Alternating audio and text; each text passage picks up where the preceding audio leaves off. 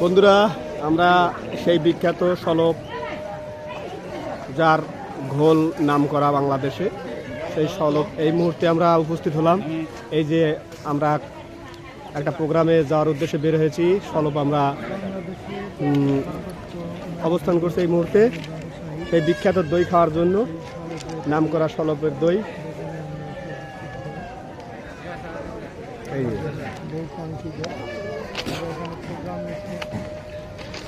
এই যে আমরা চলে আসলাম।